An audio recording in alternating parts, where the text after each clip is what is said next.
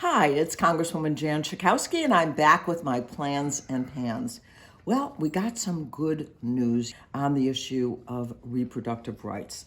The United States Supreme Court halted while litigation continues some court decisions that limited the distribution of Mifepristone, which is the most commonly used method to end a pregnancy. So, the upshot is that in the meantime, Mifepristone will be and is available, it is safe, and it is there for women to end a pregnancy. Now, we don't know how this is going to turn out, so I'm reluctant to say this is all great news. The Supreme Court itself could take up the issue. There could be further litigation. So what we need to do is to continue to fight to the point where the House and Senate have the votes to codify Roe v. Wade decision, the right to abortion in the United States of America. So the work and the organizing and the mobilizing has to continue. You know, I've talked to you many times about gun violence. We have been fighting for efforts to end gun violence in our country, in our state. But just this week, it really came home to me. My deputy chief of staff has cousins that live in Maine. The husband and the wife were hosting another couple in their home, and the son of that couple shot his parents and her cousins. You can imagine the devastation that occurred and how pained everyone in my office was. But this is an everyday occurrence. It's about the guns. This young man had just gotten out of prison. I don't know what weapon was used, but how did he get a gun? Why did he get a gun? And we remain the only country in the world has the proliferation of weapons and the daily killings that take place. Well, once again, I'm going to talk to you about what the Republicans call the debt ceiling, but really is their discussion of defaulting on the debt.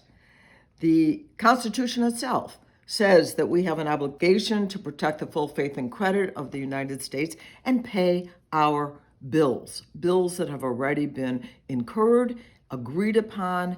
And we know that even under the Trump administration, 3 times the debt ceiling was raised without any hullabaloo.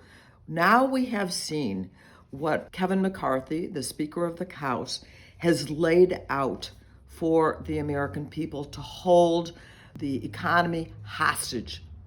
What he says is, we are willing to move toward default if you do not, Democrats, agree to cut spending. Now, what do they mean by spending? What kinds of things has he put on the table to cut? He wants to go back to the budget of 2022, and the consequences that would be, for example, we would see that almost 1.2 million women, infant, and children would lose their nutrition programs. We found that 640,000 families would lose any help for their housing, and on and on and on. And in fact, if we do not pay the bills, this kind of default would actually throw our whole economy into a tailspin. But this is the kind of game that they want to play. Perhaps among the worst is they want to do up to a 22% cut in veterans' health care and about the same in Medicaid health care for poor people and children who really need and deserve the support. This is what they want to do. Now, we have an idea. Stop giving tax cuts to the wealthy. Under President Biden, the deficit was reduced by $1.4 trillion by raising taxes for the wealthiest Americans, the millionaires and billionaires. And under Donald Trump, a $2 trillion tax break was given to the wealthiest Americans. So this is not a problem of the Biden administration. This is a problem of the Republicans. Speaker McCarthy has said he wants to call a vote on these cuts, but it's not clear that he has the votes. What is clear is we're going to do everything we can to fight to stop them. Well, what the Republicans were focusing on last week was not gun violence, not climate change, not hunger in our country, but rather they were spending their time bullying girls that are transgender that want to participate in girls' sports. Transgender girls were being harassed. If they want to do something for girls in sports, you know what they should do? They should help fund girls in sports. If you look at the discrepancy between how much is spent on boys' athletics and sports programs, I'm not denying that they shouldn't get help, but the discrepancy, the small amount that is actually spent, and then when there are professionals, the low pay that they get. So if they want to make sure that there is equity when it comes to girls in sports, that's what they should do, put money into that. So let me make it clear, I stand with the transgender community, with the girls, one of which I met this week, who just wants to play the sports, and certainly as you know, the grandmother of a transgender young man, I stand with the transgender community. We saw hundreds of care workers from all over the country participating in what was called the Care Can't Wait Summit. Now, what are we talking about? We're talking about in nursing homes in particular. This is what it was focusing on. We know that the workers who are actually, in many ways, doing God's work, they want to do these jobs, but they are in nursing homes where they are underpaid and understaffed. What we see with nursing homes is that private equity has gotten involved, big corporations have gotten involved. They get their money from nursing home care and yet don't adequately pay the workers and don't hire enough workers to do the job. And let's face it, if people were paid fairly, they want to do this work.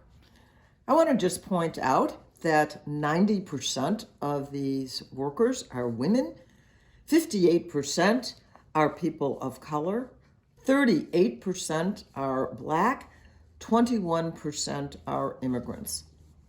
It's not surprising in a way because often these are the definitions of workers that get exploited. And so I joined my colleague Lloyd Doggett in calling upon the Center for Medicare and Medicaid Services to issue a ruling that says that we will have staffing ratios, less people to support higher pay, and the President of the United States has joined in supporting that effort. So let's help not only the workers, but you know, that's how you save lives. Like many consumers, you're probably concerned about data privacy when you are on the internet. And you know, I was able to work with my Republican colleagues as well as the Democrats to get a bill out of committee called the American Data Privacy and Protection Act. We haven't been able to get it into law yet. But one of the elements dealt with data brokers. Do you know what they are? There are hundreds, maybe even thousands of them. These are companies that sell information, that sell your information in many cases, often private information about healthcare, or even information about your children that they gather from various online platforms. And so the legislation that I had proposed would say that all data brokers would have to register online, and then you as the consumer could opt out to make sure that they can't get your information. But right now, it is really a menace. And we had a hearing, and we had experts. Again, it was a bipartisan hearing talking about the dangers of data brokers and the kinds of very intimate, private, personal information that can be sold. I mean, they make money by selling this information to various companies and platforms, and this is a real problem. I do have the solution with our privacy bill. We need to get it done. I had the pleasure for the second time to meet with the president of Colombia. He wants to talk about how we can work together on sustainability. Also, he wanted to raise the issues of income inequality.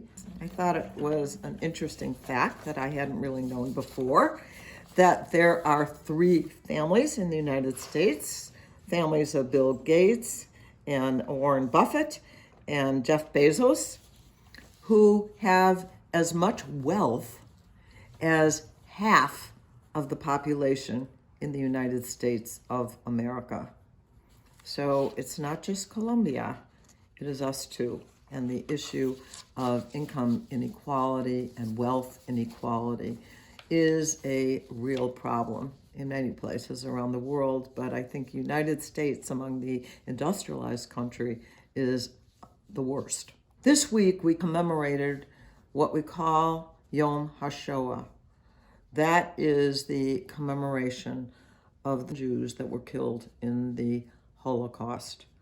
I had the privilege of escorting one of the survivors to an incredible ceremony that we had in the halls of Congress to commemorate that day. But you know, the slogan that goes with that is never again. But we know, even in the Holocaust itself, that there were so many others who were murdered that were not necessarily Jewish, the LGBTQ community, people with disabilities who also died. And today, though we say never again, we know that there are people that are being oppressed all over the world. We have seen genocides, mass murders of people all over. And we want to make sure that the United States of America stands up in favor of safety everywhere in the world and the end to these mass slaughters. For over 50 years, we've been calling attention to the need to actually take action to protect our Earth. And it couldn't be more important than it is right now, because we've seen the international report that says time has really run out. We have about a decade to really make the kinds of changes that we need to have a sustainable Earth.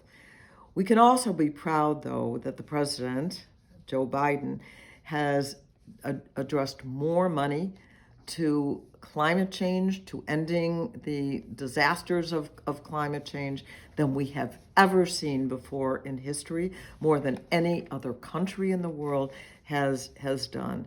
But we have a lot of work still to do. So think of Earth Day as a time that we all have to be committed to taking action to protect our planet. And finally, let me say Eid Mubarak. This last Friday was the end of Ramadan, and it is celebrated by Eid. So all of my Muslim constituents and friends everywhere here and around the world, again, Eid Mubarak. Thank you, everybody. I'll see you next week. Thank you for watching my video. Make sure you subscribe to my YouTube channel and follow me on Instagram, Twitter, and Facebook, where my handle is @Jan Schakowsky.